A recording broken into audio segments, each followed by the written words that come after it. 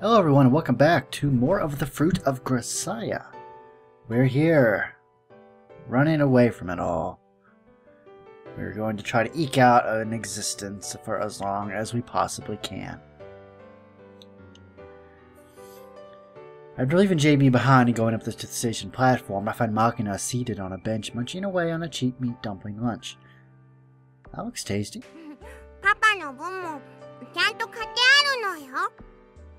Yeah, I'll take it. When I received the box from Makina and tried to untie the strings crossed over the top, I noticed that my fingers are shaking. The hell?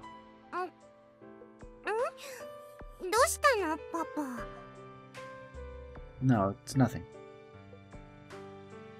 If at all possible, I don't want to kill anyone, but if I don't, we'll both die. I knew that from the start, of course, but now that I've declared it outright to JB, I guess the unavoidable reality of the situation finally sank in. I'm not particularly afraid of dying. I'm not that attached to my life, but right now I have someone who I need to protect at any cost. Failure is no longer an option, and my hands won't stop trembling.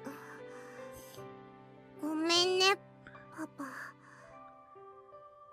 don't have anything to apologize for, Makina. This is just how it has to be. I don't know any other way of life.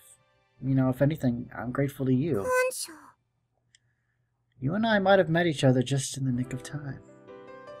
I needed Makina, and Makina needed me. Looking back on it now, this outcome might have been inevitable from the moment I met her. This girl might have been waiting in that school for me, waiting to offer me one final chance. I really, truly am grateful. This is pretty good stuff, isn't it?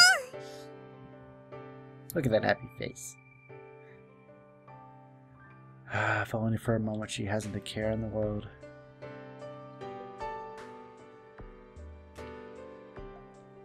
I don't regret a thing. Not one damn thing. From a local train station at Makina Cape, we switch to an express after 2 stops. 4 stations later, we get on another local heading in the opposite direction, only to disembark at the first stop to catch a semi-express. Riding that all the way to Shinjuku, we cut through the maze-like subterranean tunnels through Shinjuku Sanchoni Station, where we switch to the subway. Continuing a number of similar feints as I keep a watchful eye out for possible pursuers, we finish a quick shopping trip at a hardware store and pharmacy, then finally make our way to a certain neighborhood.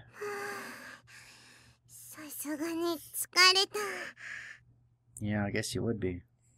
Exhaustion dulls your capacity for judgment. No point in walking ourselves ragged. No matter how many feints you make, it only takes one moment of bad luck to be discovered. You get to a point of diminishing returns after a while, really. Making ourselves hard to track is about all we can hope for. Alright then, let's go somewhere where we can relax.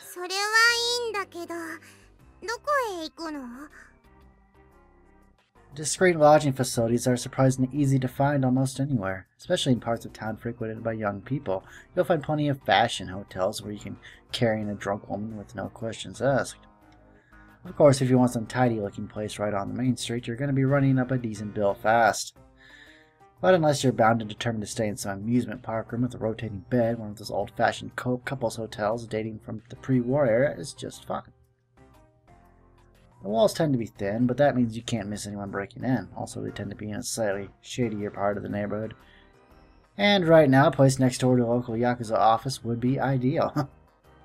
Even if some incident were to occur, Sakura Daemon tends to take a good 30 minutes to arrive in force, and Ichigaya will probably have a slightly harder time poking their head into the Tokyo police's turf. For some strange reason, this kind of cheap old hotel is always without fail managed by a half-dead old bat. It took a good deal of effort just to get across what we wanted, but the old lady didn't seem to even notice a loud fight between a drug dealer and their customer nearby. Not just the sort of indifference we're looking for.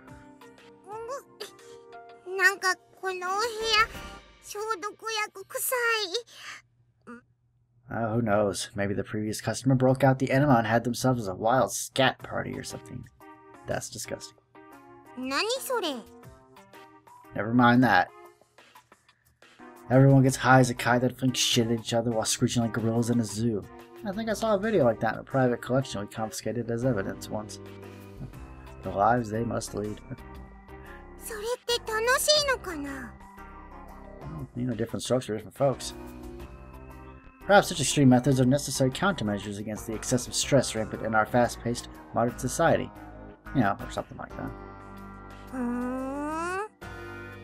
In any case, let's double-check our luggage and the stuff we brought on the way, then we'll take a breather. I lower my personal luggage to the bread-making machine. Amane foisted on me.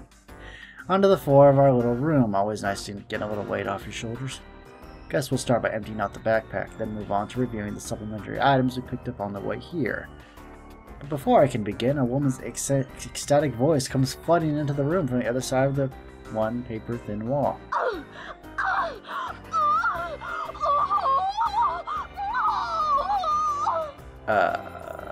Well, now the place is what it is, so we can't exactly complain, but seriously now? Come on!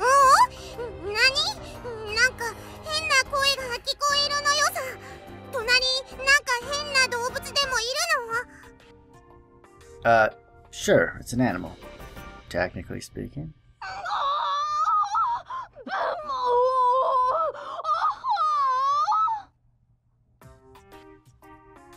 Seems to be saying Bumo. Maybe it's some strange variety of cattle? The word's pronounced GNU, actually.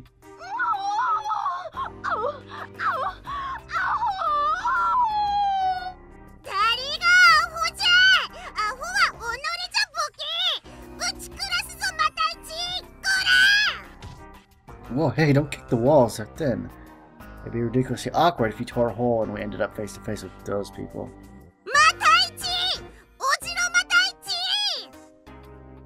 Who the hell is Eugene supposed to... Whatever, crap. When you repeat it like that, it actually starts to sound a little funny.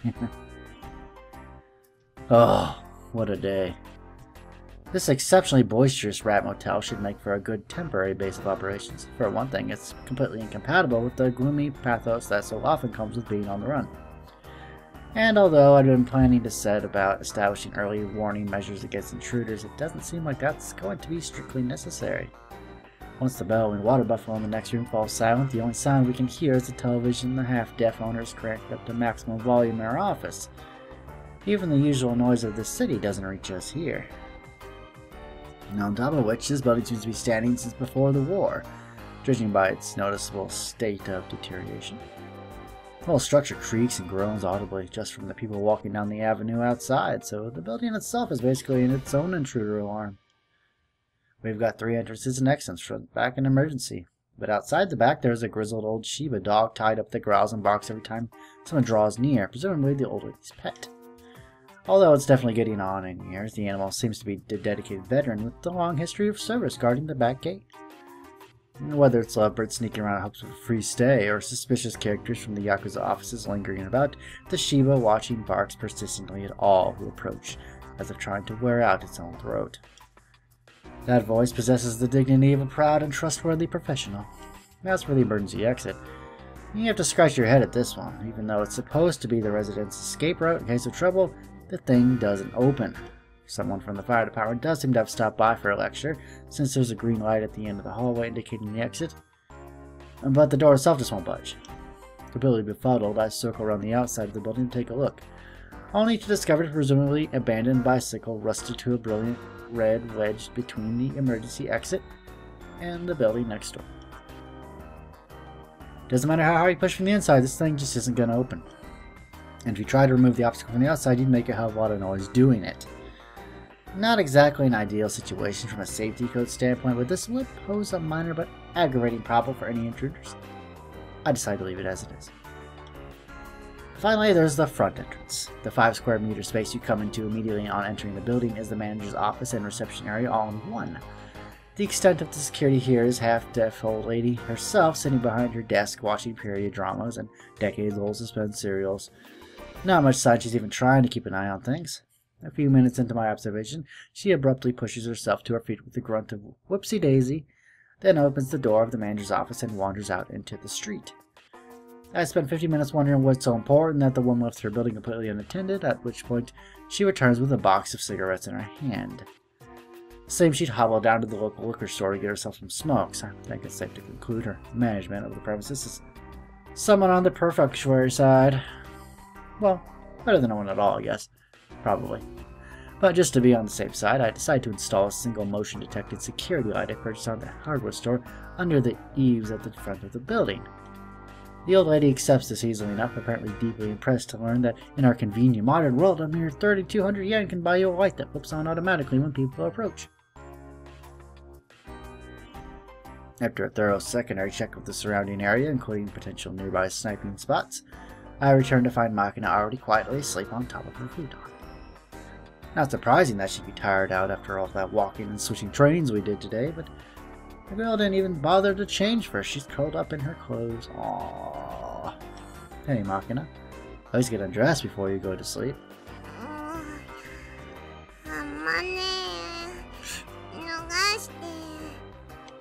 Amani's not here.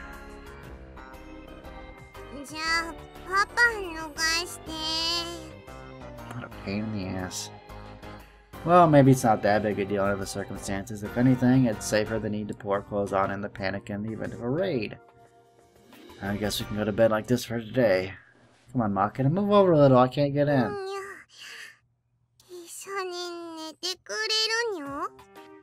Don't say nee, kid. Given the layout of this room, it's more convenient if we sleep in one place.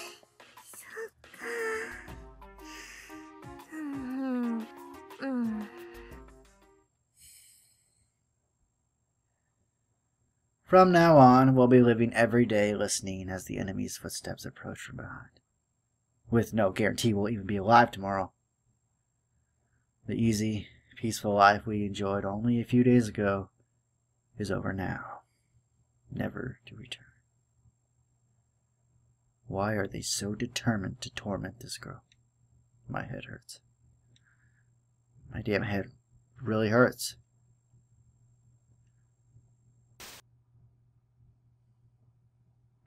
Ichigaya. ああ、失態だね。これは大失態だよ、ハルデラ君。まさか君が飼い犬に手を噛まれるとはね。申し訳ありません。勇敢である君には随分と目をかけてきたつもりだし、私もそれなりの便宜を図ったつもりだったが、これは私に見る目がなかったということなのかな。Okay, according to the little guide notes here, U Branch is a course and officer training school for those admitted through a general exam aimed at outside university graduates, rather than these already affiliated with the National Defense Agency. Okay. いえ、決してそのようなことは。でもさ、君、実際逃げちゃったんだろ ?9029 号がさ。そりゃね、9029は特別な番号だ。過去の経歴を含め、君に一任するのがベストだと思っていたさ。何せ君は、あの命令無視の常習犯だった日下部麻子をコントロールできる唯一の人間だったんだからね。それがどうだい。今回のこのざまは首輪を引きちぎって逃げたって言うならまだいいさ。どうせ名簿には乗っちょいない男だ。こっそりと処分してしまえばいいだけの話だ。だが安泰を連れて逃げたとなればそりゃ話は別だよ君。これはもう命令無視なんて話じゃない。国家反逆罪だよ。どう責任を取るつもりなのかね。申し訳ありません。ハルデラ君、君ね。私は別に謝ってもらいたくてこんなことを言ってるわけじゃないんだよ。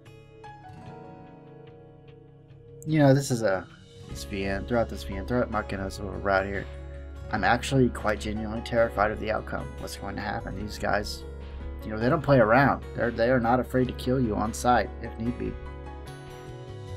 You know, I'm genuinely scared for our love interest Makina here. I really am. I mean, not to mention the main character himself. ハートはなんだね、ハートは。まったく冗談じゃないよ。小から小になってやっとオフィスの看板を掲げられるようになったかと思えばこの不始末だ。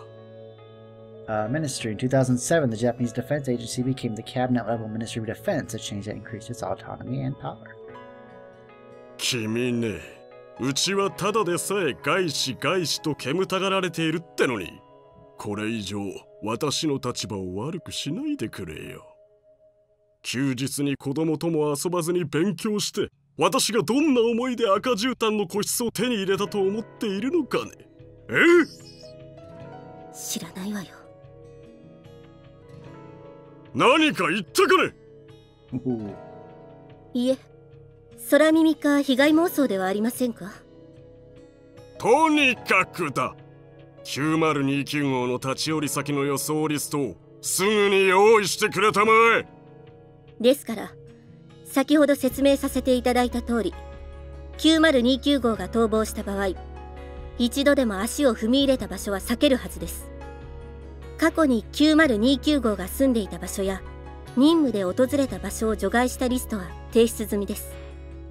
それとこれはあくまでも勘の域を出ない推測ですが、9029号はかなりの高確率で都内に、それもここからそう遠くない場所に潜伏していると思われます。Wait, does she know where we are? それは飼い主としての直感かね。一応君の言う通りに二種装備の捜査官を待機させてはいるが、漠然と都内と言われてもだね。クローバー12より緊急、内容29を発見。現在追尾中。 What? They found us already? Oh no. 場所は港区新橋2丁目、烏森神社方面から汐留方面へ向けて徒歩で移動中。服装は黒のスーツに青系のネクタイ。手荷物の類は所持認められず、指示を求めております。安泰はイリス・マキナは一緒にいるのか。いえ、単独です。よし、確保だ。いえ、ダメですよ。そのまま尾行を続けさせてください。ここは下手に刺激せずに、新宿と渋谷の実動を応援に回して潜伏先を突き止める方が先決です。確保して尋問すれば済む話ではないのかね。Got a point. But no, wait, no, it doesn't. Because if we don't know where our hideout is, we're never gonna find Makina. Or they're never gonna find Makina, I should say. 相手は9029号なんですよ。君は今自分が置かれている立場を理解しているのか。君にはオブザーバーとしての意見は求めても、作戦に対する決定権は与えられてはいない。ではご自身の責任で発令を。私はステイを進言したということをお忘れなく。ま、いいだろう。ファレル君、とりあえずは現状維持だ。了解。クローバー12、This is Queen. Not contact. He spoke English. Maintenance of the status quo. Repeat. Not contact. Maintenance of the status quo. 私は中央発令所に入る。君も来るかね。いえ、私が行っても場が乱れるだけでしょう。こちらで待機させていただきます。場合によっては君の身柄も拘束されることになる。覚悟しておきたまえ。はい。はあ、疲れた。お疲れ様です、先輩。コーヒーいかがですか？うん、お願い。デカフェで？うん、カフェインたっぷりでお願い。なんかもう飲まなきゃやってらんないって感じ？本部長の嫌味節ねちっこいですからね。内閣府で石部副長官の腰銀軸をやってた頃からあんな性格だったって噂ですよ。あまり言わないであげてよ。あれでも一応うちの立役者なんだから。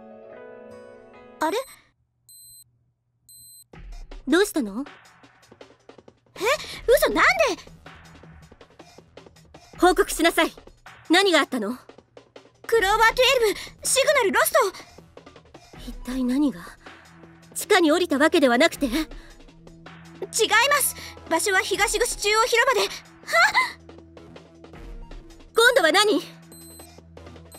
造営に向かったトランプがハート9、スペード6、ダイヤエース、シグナルロスト。どういうこと？そんなの私に聞かれても困りますよ。ただシグナルがロストしたということは発信機を破壊されたか殺された。 Well, the odds of all the transmitters not working is pretty low. You can probably assume the worst in this situation. 残りのトランプは？ハートジャックのみですが、まだ配属2ヶ月の新人です。ハートということは女性工作員ね。若いの？はい、まだ24歳ですね。その子、胸は大きい？は？バストは大きいかと聞いているのよ。どうなの？ちょっと待ってください。身長172センチでバストは88センチですね。それが何か？9029は巨乳に甘いのよ。いいわ、その子には即刻引き上げ命令を出しなさい。でもそんな命令勝手に出したらまた本部長に。このままでは全滅すると中央に伝えなさい。それと事後処理班を現場に急がせて。責任は私が取ります。急ぐ。は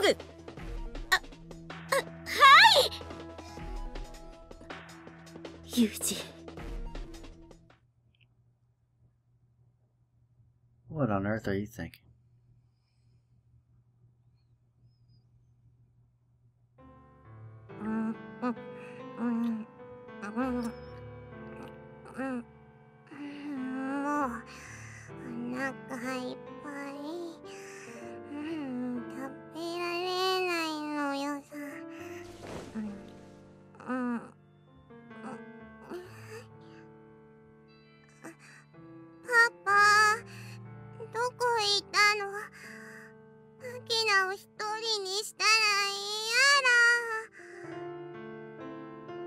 I'm right here, Makina. も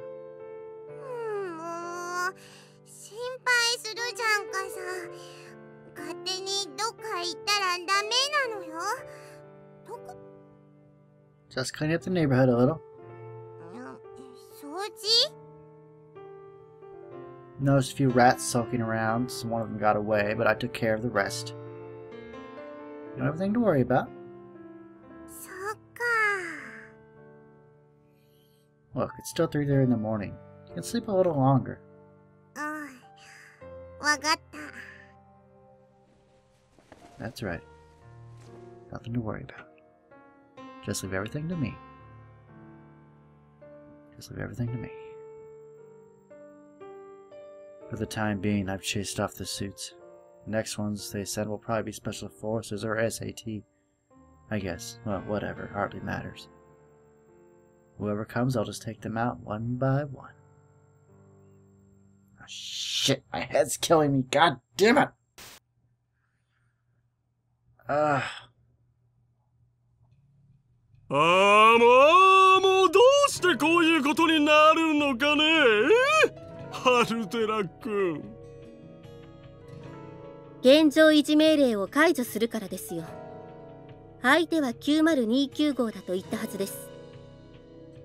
ああ、君はいつもそうしてその番号を口にするが、所詮は2代目じゃないか。そこまで大騒ぎするようなことかね。その油断の結果はご自分で確認されたのではありませんか？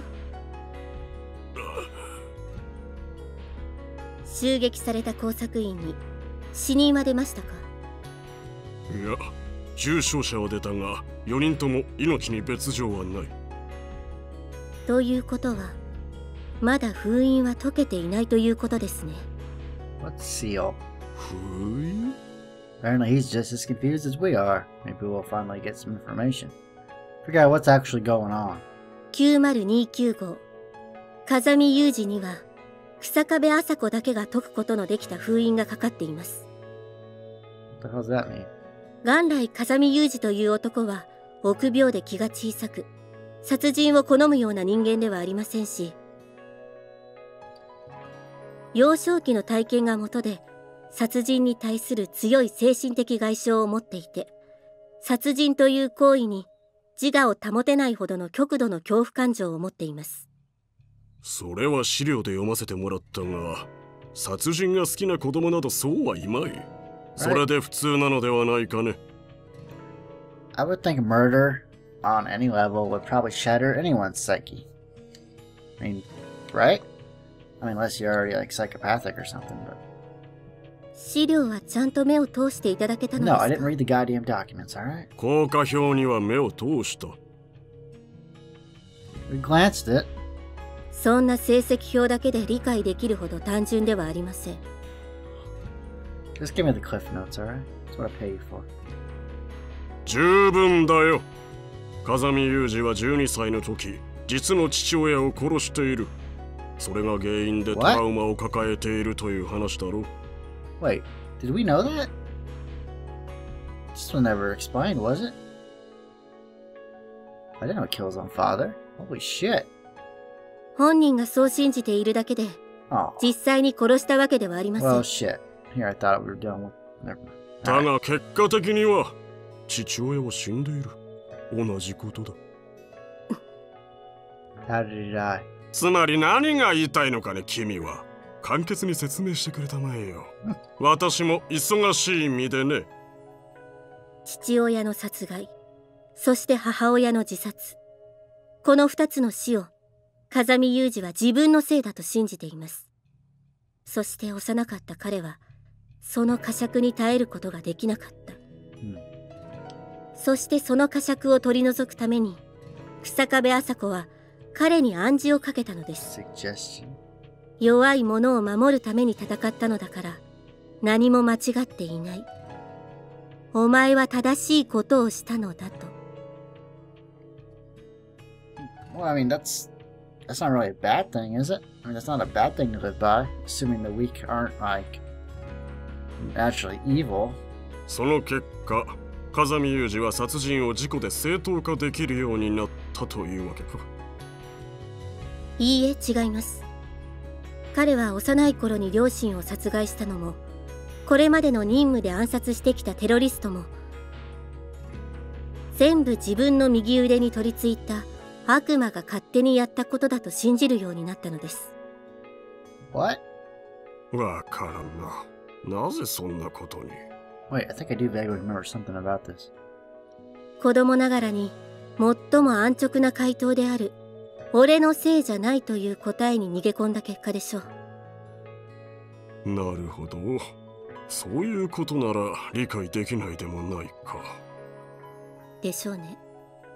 何？どういう意味かね。他意はありません。つまりだ。自分のせいではない、全ては悪魔の仕業だと信じることで、風見雄二は暗殺任務に従事することができていた。そしてその暗示をかけることができたのが日下部麻子だったと。そういうことかね。God, this is so messed up, isn't it? いいえ、逆です。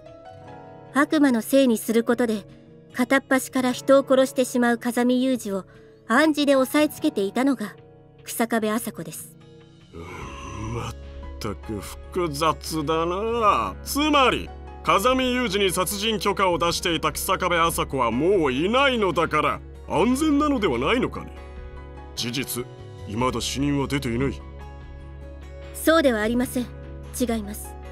人を殺すなと暗示をかけ続けていた麻子はもういないのです。いつ暗示という封印が解けてしまうか予想がつきません。その暗示というやつは簡単に解けてしまうようなものなのかね。